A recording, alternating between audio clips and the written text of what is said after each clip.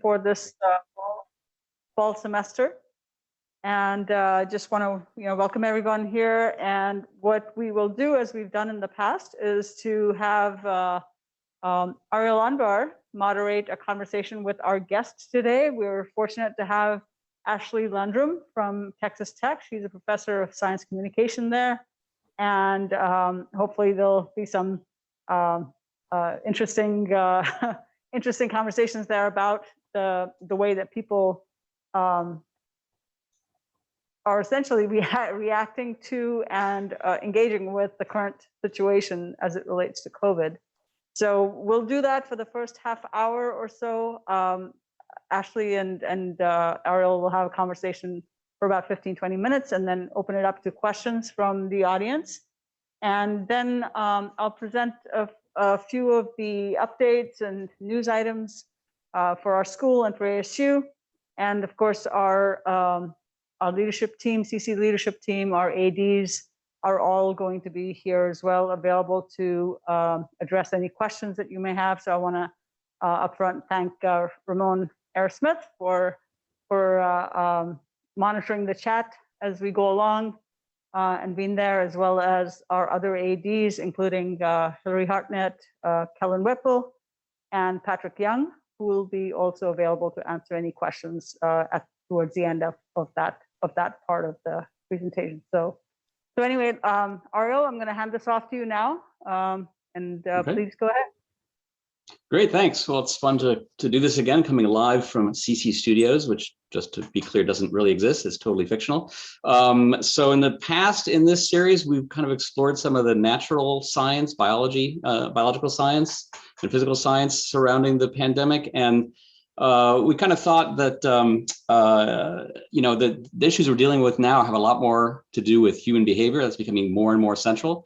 In terms of whether people use masks or not, whether they use vaccines, how they respond to all that. And so we thought we'd do a slight change of pace. And instead of doing more natural sciences and biological sciences, focus a bit more on the social sciences. So I'm very pleased to welcome Asheley Landrum here. So I'll introduce her in a minute. So the context here, right, is so we've all seen the rhetoric and the politics around the pandemic and the vaccines and all that, and I don't want us to dwell on that, right? We can all tell stories about what's going on. What I'd like to do here in this kind of somewhat scholarly forum is take the opportunity to try to kind of analyze and understand with Asheley why things are going on the way they are from a kind of scientific perspective. Because we don't normally think about this, those of us who study Earth and space sciences, but humans and human behavior can be studied just like anything else. There's actually this vast domain called social science out there that does that for real. We don't normally interact with it all that much. I'll say that those of us who do education research, I've gotten an earful, an eyeful, a brainful of social sciences as I've started to get more and more involved in education. And what you realize quickly is it's really hard. It's really hard because human beings are like really hard subjects to study, but they're a lot harder, frankly, than atoms and planets because they change the rules all the time. But that doesn't make it any less worthy to study. And actually, it's very, very useful sometimes to think about what's going on and analyze what's going on through a kind of scientific, rational lens instead of just the stories of politics and society. So we invited Asheley, who's an expert in all this. So Asheley is a professor of science communication at Texas Tech University. A little academic background, she got her bachelor's in 2005 in English and philosophy with a minor in biology. So she's been at this interface since she was an undergraduate. That was at UT Austin. And then she went off for a few years into the news industry. So she got experience firsthand in the media world. And then I don't know what the story is exactly, but she decided I don't know if she left it happily or screaming, but she ended up going back into academia, got a master's and a PhD 2011, 2013 in cognitive science, neuroscience, and psychology, all at UT Dallas. So she became a scholar of science communication. She and I first met a few years ago when she was a postdoc at the Annenberg Public Policy Center at University of Pennsylvania, where she was doing a collaborative project with Dan Kahan, who's a professor at Yale. And Dan studies how science literacy and science curiosity affect people's perceptions of risk around climate and other controversial issues. And so from my education work, I got exposed to Dan's work, and I thought it was really powerful, interesting. And then I got to meet Asheley, and we kind of hit it off. And so I thought it would be really useful to invite her here to have her share some of her wisdom with you. So she's done leading work on how people's values and views affect the way they perceive and process science information, especially information from the media. So that's led her into research on, among other things, how people reacted to the Zika virus. You may remember that from a few years ago. How people responded to CDC recommendations around the human papillomavirus vaccine.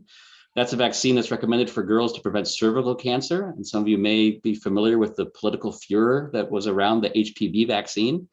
A bit of a preview of what's going on with COVID and the COVID vaccines. And then she took that further afield into research into, why do people believe in conspiracy theories, like that the moon landing was fake or that the earth is really flat? So she's gone to like Flat Earther Society conferences to try to understand from a scholarly standpoint why there are these beliefs, why do they take hold, how does this all work? So Ashley, thank you very much for joining us. Really appreciate you taking the time out of your schedule for conversation. Thank you. So what we'll do here is I'll ask some questions. We'll do some back and forth here for maybe 15 minutes, and then we'll open it up to questions from all of you there. I see we have 80 people here now, so this is great. As always, it rises exponentially just after we start. So let me just start here. So this is a community. You're talking to a community of scientists who study the Earth and study space, and so what we see, right, what we perceive is that people in society are rejecting science. That's what it feels like, right? So I want to ask you as an expert in this, is that really what's going on? Are they rejecting science? Yeah, so I wouldn't say that they're rejecting science, they're rejecting scientists. So much of my work too, from, as you point out, when I went to grad school in my PhD was actually in psychology, I studied the development of trusting others as sources of information. And even from a young age, we recognize that people can lie and people can be wrong.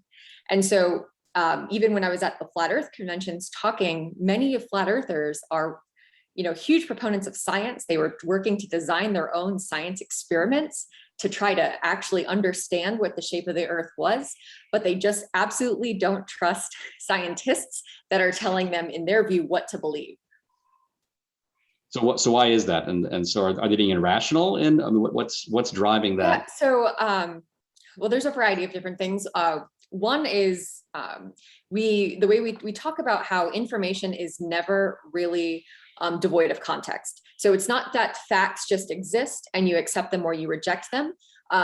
It's that depending on what sort of filters you're viewing that information through, it changes the way you perceive them. So I know many of you saw if you remember the blue, was it the black and blue dress versus white and gold dress? Now, recognizably, this is a visual perception thing, but basically depending on how your brain interpreted the white balance of that photo, you may have seen it as white and gold, or you may have seen that dress as black and blue. It's another example of, you're looking at the exact same piece of evidence.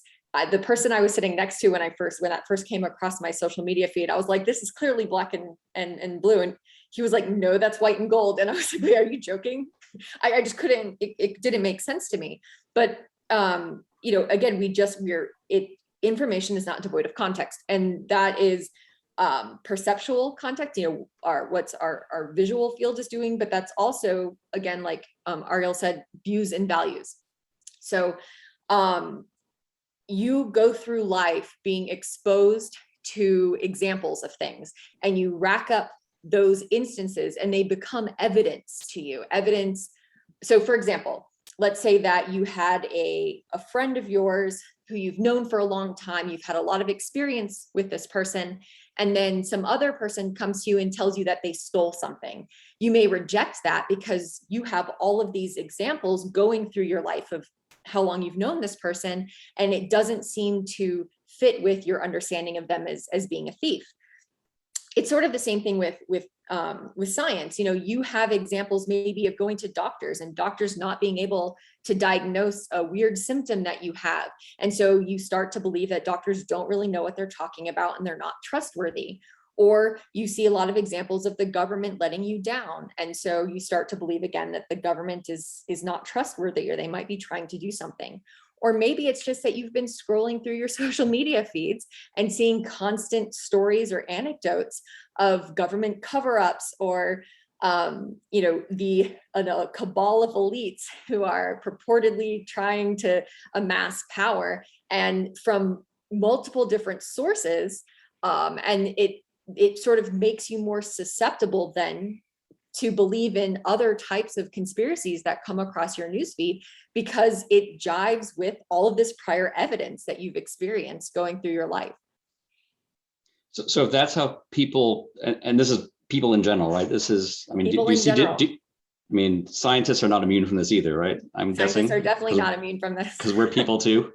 Because we are people too. And I'm sure many of you know some scientist who has their pet theory, and no matter how much research comes out trying to challenge it, they're just convinced that everything supports their theory. I mean, we've seen this in biology with kin, help me, Ariel, what was kin selection theory? Kin selection, yeah. Kin selection in science communication. There's a lot of infighting about consensus messaging. There's scientists or even violent video games. I think that was the one that's gotten the most press. You have a cohort of scientists who are just absolutely convinced that video games cause kids to be violent. And you have a bunch of other scientists that are convinced otherwise. And honestly, it doesn't matter how much information is amassed at this point. It becomes an ideology, and it's very hard for people to be open to new evidence. And this goes right back to motivated reasoning and confirmation bias, and all of these sort of heuristics and biases of cognition that we know about, whether in any type of science, if not for any other reason than we've seen the memes too on social media. So I want to go there a little bit, right? So these theories of cognition. So there's one in particular that I know you've been closely involved with, and with Dan Kahan, called cultural cognition, right? Can you describe a little bit what that is? So it kind of provides a framework for how to think about how people process information. Yeah, so cultural cognition is a type of motivated reasoning. And Ariel had mentioned that he really liked the way that we described this in a book chapter. So I might just actually read this to you, this description of it. So cultural cognition refers to the tendency of members of close-knit social groups to conform their assessments of evidence to the positions that are sort of agreed upon or predominate among their peer groups. So when there's opposing positions on things of risk, for example, like the risk of COVID-19, the risk of vaccination, those risk perceptions become associated with those groups, either by the media or just through conversations. For example, wearing a mask in public, at least here in Lubbock, Texas, you're basically declaring yourself a Democrat, because because wearing a mask has become this politically affiliated issue.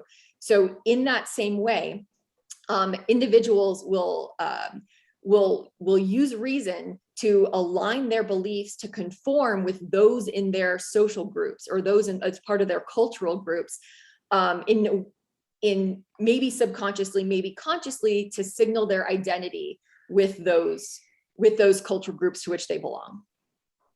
And that takes over and overrides other factors, because we're social creatures. Right, it does. And what's complicated is that what identity group it is can vary depending on the issue, can vary depending on the time. I think for a long time, social scientists would say that religion sort of occupied that core identity, and the types of behaviors that were exhibited or perceptions of risk were consistent within certain types of religious identity groups. But over the past couple of decades, political ideology has sort of become a core identity. And so that has driven a lot of the perception of risk and science and policy. And in some ways, it's heavily relevant to policy. Policy decisions are political. But it could also be other types of identity groups that you belong with, whether you're a parent or whether you're, for example, the violent video game group. You find that most of the researchers who find that video games are not violent are avid video game players, and those who find that video games are violent are mostly much older and are not video game players and have children. So you can see that those sort of backgrounds or those identities can inform or color the way that you view something. So if that's true, if this cultural cognition is true, and we're so strongly affected by our identities with our peers that shapes the way we process information and evidence. So what does that mean for us as educators and as science educators, right? So we tend to operate in a framework, right, that says that the solution to these kind of things is let's just teach people better, right? Let's give them better information. If we make people more science literate, right, then that's a way to counter these things, because they'll know more about science, they'll know more facts, right, and they'll be able to think critically about facts, and that's the solution, right? Yeah, and it's a little bit more complicated than that, unfortunately. And one of the things that, so you're in a school of Earth and space exploration. When I was talking about my flat Earth research to the physics department here at Texas Tech, I told them that of the 30 people we interviewed, 7 of them had graduate level degrees. And I asked if they could guess what they were. And some of the physics professors asked about engineers, because they said engineers are design-based top down, and they weren't wrong. There were 2 engineers. There was a psychiatrist, a social worker, a dentist, and a medical doctor. We had, who, again, people who are highly educated, who have a lot of knowledge, but honestly, not really more or less knowledge than anybody else about the shape of the Earth, except maybe engineers should have more. But what people tend to do with this knowledge is use it to be even better at motivating their own standpoint. So we find, for example, the more knowledge or more science literate you are, if you're predisposed to accept that climate change is a serious issue, then you see that the relationship between knowledge and acceptance. If you are predisposed to reject that climate change is a serious issue, then the more knowledge you have, the more likely you actually are to reject it in some of the data that we've collected. So it's not that knowledge is not helpful, it's that it's contingent on whether or not you have some sort of identity that's going to end up changing the relationship between knowledge and acceptance. So now there's sort of 2 different approaches to this. One is to try not to let a scientific issue become polarized in the first place, or not let it get tied up in identity. Ariel had mentioned the book chapter that we wrote on the HPV vaccine. That was a great example of what we call polluting the science communication environment. The way that Merck rolled out the HPV vaccine was just asking for it to blow up in the media and turn it into this like huge political issue, both on the left and on the right. Because of the way, and if you're interested, we can send out that chapter if you want to read it. I don't want to spend too much time laying that out here. But you can kind of in parallel, you can look at that to the hepatitis B vaccine and see that it like nobody cared, right? You just added it to the list and people got vaccinated. If the issue is not tied up in identity, then knowledge does help predict acceptance. That people might know more about it, they might read up about it, and then they get it, and it's not an issue. The problem is what happens when that becomes identity connected, and there's different things that we can do about that. One thing is to encourage at a young age, or in the education environment, encourage science curiosity, getting people to be interested in understanding the science or open to learning about it. That sort of flexible thinking. Another thing is showing people how the issue does connect to their identity. And Catherine Hayhoe here at Texas Tech has been really sort of pivotal in going around some of the local communities around Lubbock and shifting farmers' attitudes toward climate change by showing them how supporting climate mitigation policies is consistent with their identities as Christians, with their identities as farmers, with their, so you can either go all in, and show people how it supports identity, or, try not to let it get caught up in identity in the first place. This bit about curiosity is interesting to me, as you know, because we talked about this a lot. So when people are more curious, is it that they will then be more likely to look for information that contradicts their preconceptions, and they're more interested in that sort of way of thinking? Yeah, so a lot of this is still correlational, and we, in one part, because we've measured science curiosity as a disposition and not as something that we can actually change. Hopefully at some point we'll figure out a way to measure change in science curiosity over time. But what we found was that people were less likely to engage in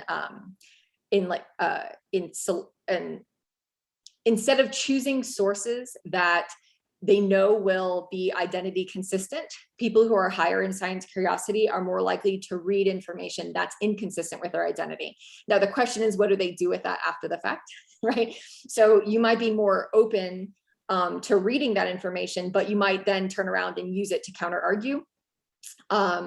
But the benefit or the positive relationship that we've seen here is that as science curiosity increases, so often does acceptance of science consistent with scientific consensus. So we still see a gap, for example, in like political ideology, in risk assessments of climate change, but we see both of those political ideology groups, both of those relationships going up in terms of acceptance with knowledge. I'm sorry, acceptance with science curiosity, where we don't see that with knowledge.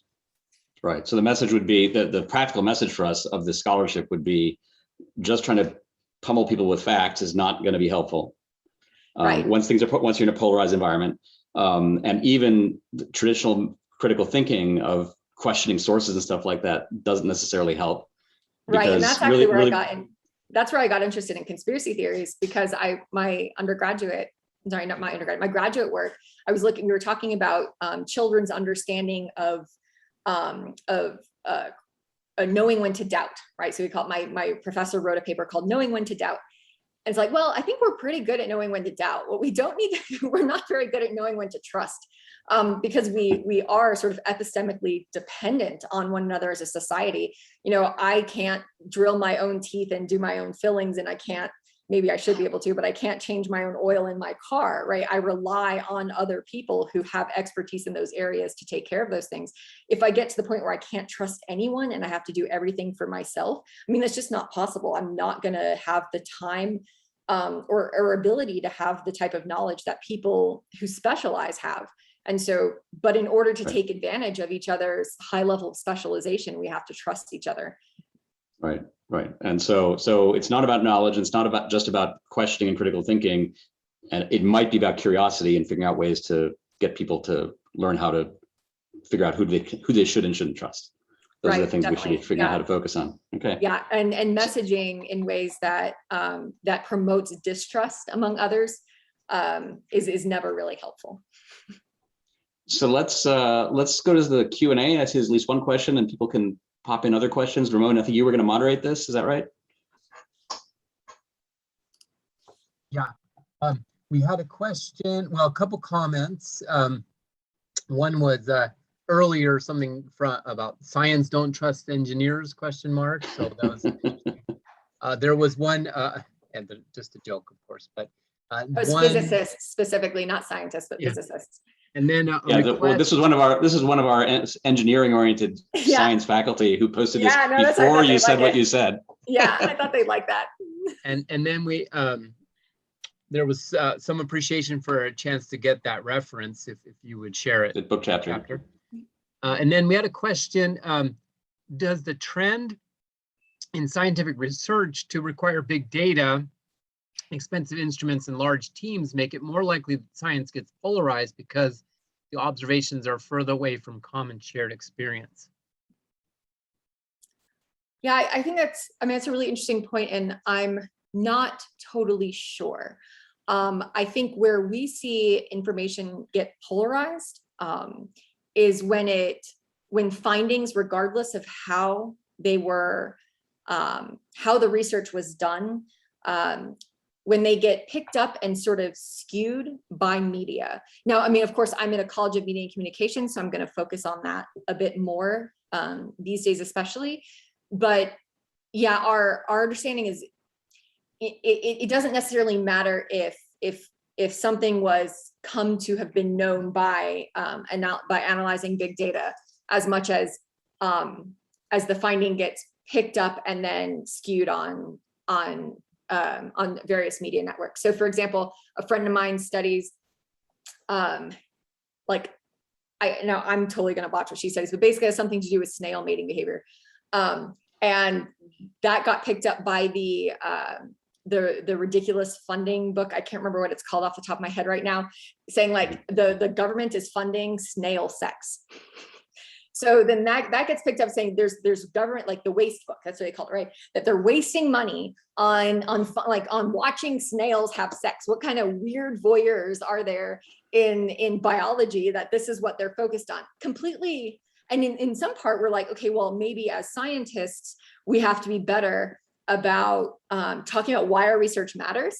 And we know that, those, if you've had an NSF grant or an NIH grant, that you often have to write statements that talk about what the public good that comes of it. It doesn't mean anybody's going to look at it, but the better that we can be about promoting our research and what the benefits of it are, the probably the less likely it is to kind of get skewed and taken that way. But I know that moved a bit away from the question, but yeah, I'm not sure how much that the method necessarily matters, but that is definitely an empirical question. Ramon, we can't hear you. I think you're muted. Sorry. We have a question. Can you give some examples of messaging that fosters trust? So what the way that the trends of our research seem to be flowing is that large scale messages from top-down sources, like things that are coming from the CDC or from the White House, aren't necessarily effective at promoting trust. What seems to be most effective at promoting trust is communication within people's own social circles.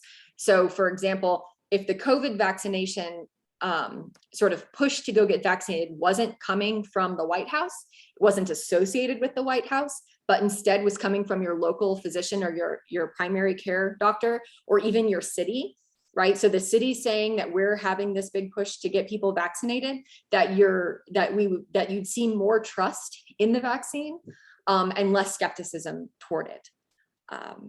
So now specific messaging examples, that of course is going to be like what that message says is going to be contingent on the issue. There's a lot of contextual factors, as Ariel said before. Humans are really hard to handle to do research with. So there's not like one strategy that tends to work.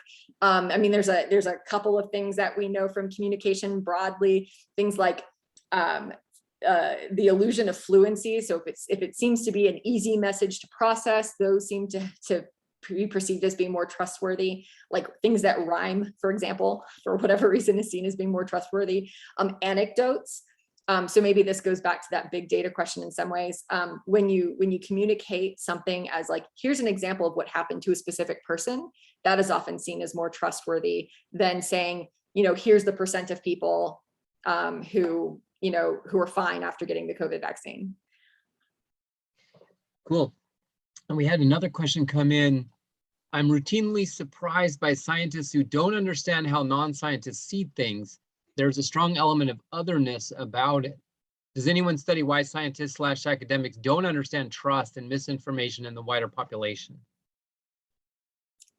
That's interesting. I'm not familiar with anybody who's actually studied that. I think we've definitely come up against that. And Ariel knows we frequently give what we call the knowledge deficit talk, where we explain to scientists that knowledge does not lead to acceptance of science issues without, considering these identity factors. I imagine that scientists are probably no different than anybody else in that, we all have kind of a hard time perspective taking. We have the things that we weigh. If you're in science, and social scientists for the most part do consider themselves as scientists, we gather data. We're doing analysis. I know some scientists who won't consider us scientists, but we're trained to think about information this way. It doesn't mean we're always good about doing it either, but for the most part, we really try to think about things in terms of probability and inferential statistics, and and not everybody is trained that way, and so that's not going to be kind of the default perspective through which they're viewing things, and instead they're viewing things through how their community is affected, or how scared they might be about something, or the experiences that they've had before. So in a way, that might be a bit of science identity that, Yeah. you know, is different than like political identity. One might usurp the other. Yeah, we spend a lot of time thinking about how does the general population process information. Maybe we should be studying scientists and the weird way that we process information, because we're Well, the and- anomalies, right? Yeah, and in social science, what we'll often not say like public or population, we'll say publics or populations, right? Because we know that, you know, there are things that are true of human beings in general and how humans process information, recognizing that, you know, that what, like, we all use contextual factors to interpret information, but what those contextual factors are going to be dependent on other issues. But yeah, no, maybe there is something interesting there about looking into scientists. Let me just check on the timing. 12:31, 12:32. Ariel, how long did we have for this? Minnie wanted about half an hour, so we should probably wrap up now, or maybe one more question. Up to you and Okay. Minnie, how you want to do it. Yeah, let's do one more. Okay, so we had one comment. We should also learn from how robots and AI process information and also model other humans in their environments. And then the final question, one area that scientists and non-scientists directly connect in is in the criminal justice system. Studies have shown that juries are more likely to believe experts who are highly confident, even if they're wrong, and that men are interpreted as more trustworthy than women, even with the same exact script. Does this Yes. carry over into your discussion? No, yes, exactly. And, you know, there's a lot of research on rhetoric that looks at this. And, you know, it goes back to the fact that the public finds convincing everything that science doesn't, right? The public trusts anecdotes over large data. The public trusts certainty over mitigated language. The public, so, you know, there's just it's frustrating, right? Because it makes our jobs harder. If we want to convince the public to get a vaccine, the best thing to do is not to go out and say, look, you know, 99% of people, you know, show really great protection from it and weren't hurt. Because then they're like, what about that 1%? You know, what are you hiding? what aren't you telling us? Instead, it's to say, my friend went and got the vaccine and, you know, she, you know, or say that, well, I know someone who didn't get the vaccine and we're just more convinced by stories and narratives. And that's you know, that's exactly, yeah, I mean, the criminal justice system is such a great example of that. You know, convincing the public or convincing juries or being persuasive in general, it's almost like we have to do the exact opposite of what we were trained to do in science. That's great. Yeah, the final question kind of addresses that same point of the contrast between anecdotes and the scientific method. Why don't you go ahead and bring this to a close, Ariel, and then we'll hand it off to Minnie. Okay, so I just want to thank Ashley again for taking the time, and this was a lot of fun and enlightening for me, hopefully for many of the other folks here. And you know, maybe I hope we don't need to have you back, but it would be lovely to have you back in the future to talk more about these sorts of issues. There are lots of ramifications for how we teach and educate scientists. And I will say that at ASU, the School for the Innovation of Future of Innovation Society. Yes, thank you. There's a lot of people who do what I do over there, and they're awesome. Great. Well, thank you very much. Really appreciate it. Thank you. All right, let's transition over to Director Wadhwa. She'll give us some updates. Great. And, Thanks, maybe we can. Simone, and thanks a lot, Ariel, and thank you very much, Ashley, for that great thought-provoking conversation there. So I wanted to just give you again a bit of a quick update on things that are happening at ASU and at school in particular. And we'll take a few questions afterwards if you have any for me or for any of the ADs who are present. So in terms of COVID, of course, ASU is continuing in learning mode 1, which is that most of our classes, which are scheduled in person, are being held in that mode. And any modifications, of course, require provost approval in this case. And in all instances, in classrooms, masks are required as part of that environment.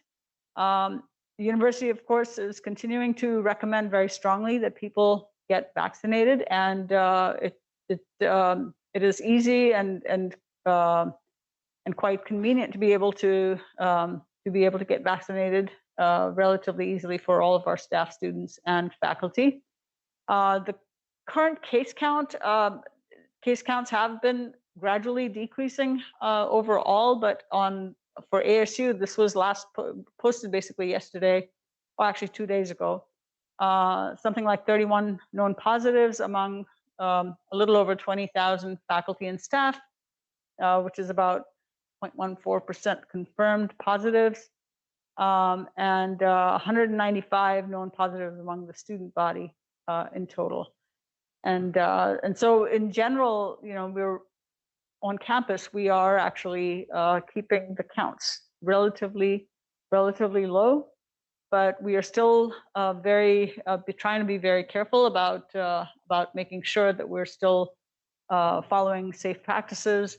Again, masks are required in class, but we're also strongly encouraging people to wear masks in ASU buildings as well in general, and whenever 6 feet of distance is not possible. All of our classrooms and our common use areas have access to cleaning materials, masks, etc.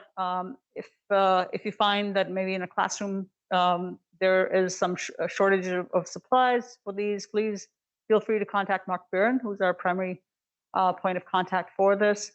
All of the individual faculty research groups can purchase these types of supplies, masks, as well as cleaning supplies through Workday, and our helpful folks in CCHQ can help with some of that if you have any issues or any questions about that.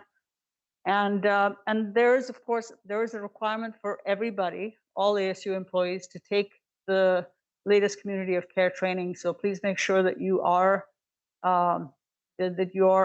have actually taken that training as well.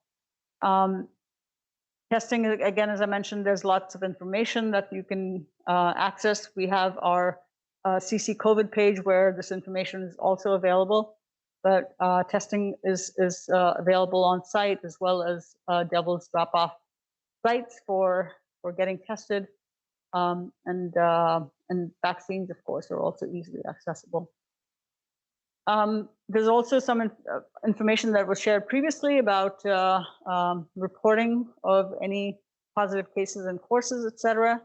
And that information, again, I think everybody is already aware of, but if you have any questions, certainly feel free to look up that information on our CC COVID page, or contact anybody on our CC leadership team. So some of the updates that I wanted to provide today in particular, I wanted to focus on a couple of things. One related to the CC strategic plan for equity, diversity, inclusion that's being worked right now, and some updates particularly on facilities and infrastructure. There's a few things that are happening that are quite exciting, and so I just wanted to talk very briefly about that.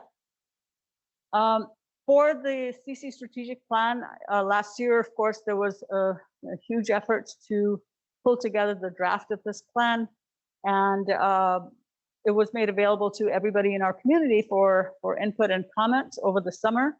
I know that Patrick Young and Christine O'Donnell, who are co-chairing the new Inclusive Community Committee, they've been corralling all of the responses from the inputs that we received over the summer, and are also pulling together some additional listening groups or listening sessions for getting any sort of further inputs, and particularly, I think at the current time, focusing on some staff inputs as well.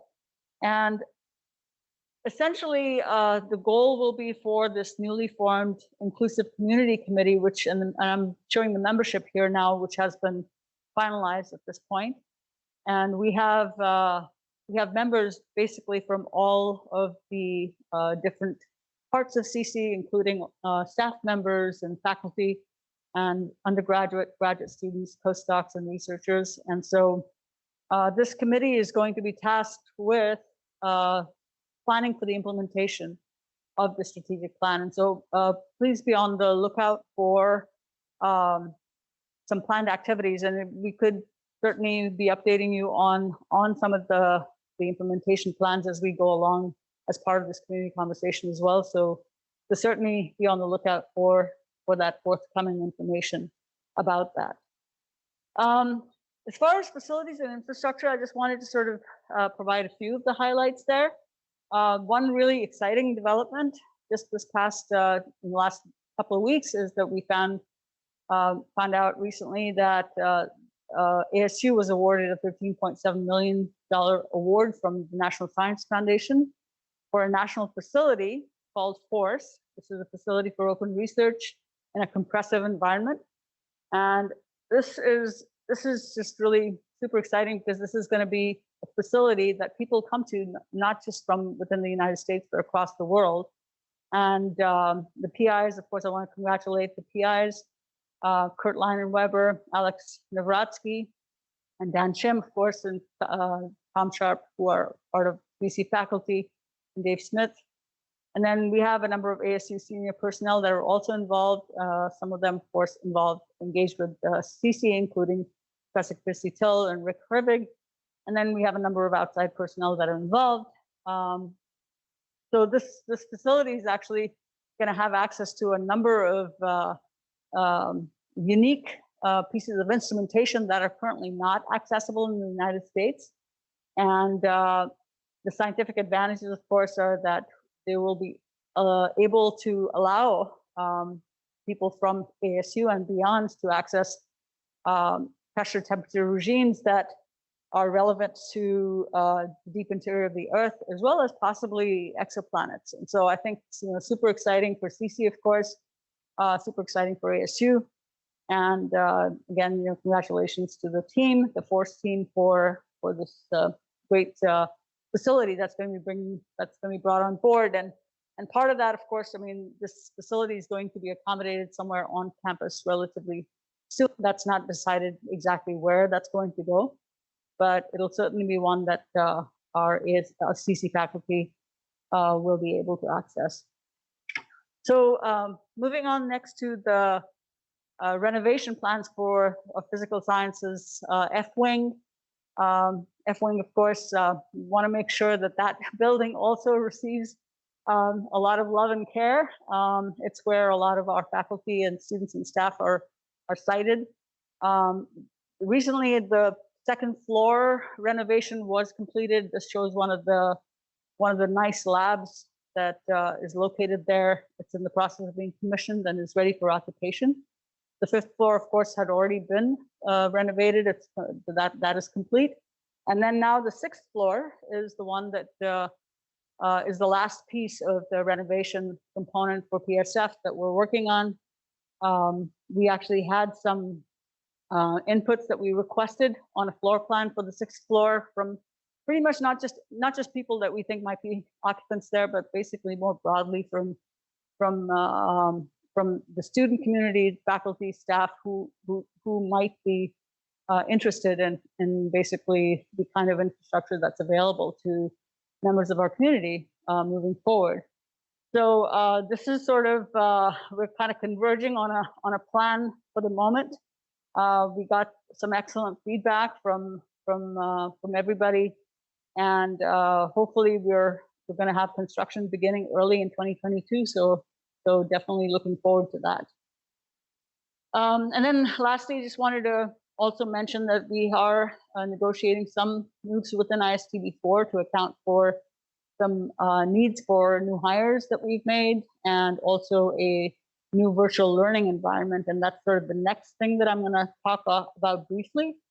So this is the CC virtual classroom, and this is being enabled by a very generous gift from Susie Marston earlier this year. And this is going to be a first of its kind facility here on campus. And something that President Crow is very, very interested and personally invested in making sure is a success. It'll likely be situated on the second floor of ISTB4. We've got a great virtual classroom working group that's been starting to think about the scope of the project and all of the capabilities that this classroom is going to enable for us. And it's being led by Kip Hodges, and Ramon is our ex officio member there, and Ariel Unbar, Karen Neerman, Daryl Reno, Chris Skiba, and Molly Simon are the other members who are also helping to contribute towards thinking about that. So again, stay tuned for that. This is something that hopefully in the next year or so is going to be implemented. Wanted to say a few words about the upgrade to the ISTB4 exhibit gallery space. This is some new funds that were allocated by the President's office. We're upgrading our gallery space just outside the Marston Theater here, which will include a full-scale model of Psyche spacecraft. You can actually see it coming together, actually, with Rick Elling and his team pulling that together. It's going to be super exciting to have that full-scale model in time for hopefully the launch of the Psyche spacecraft next August. So that'll be super exciting. And we're upgrading our Magic Planet projectors as well. And that'll be really great to have that sort of space boost up in the meantime. Just reminding everyone that we do have community-wide activities that are available either, well, they're virtual for the most part this semester, to make it accessible and make them accessible to as broad of a community as possible, including some of our online students as well, which is a growing community in CC.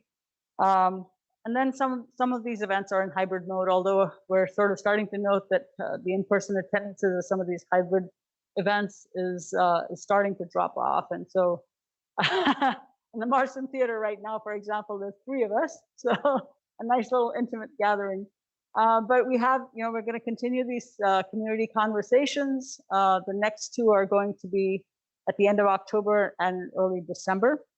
And we have these open monthly listening sessions with the associate directors for inclusive community and other CC leadership. And these are going to be on the first Wednesdays of each of the months for the semester.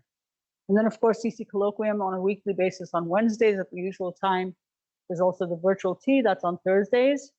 Engineering coffee, typically Fridays, 2:30 to 3:30. And I have my director's open office hours. And actually, from the rest of the semester, actually, I'll have to move those from 9 to 11 a.m. on Fridays instead of 8 to 10 as a result of my schedule here. So that's all that I had for the moment. And I'll take any questions.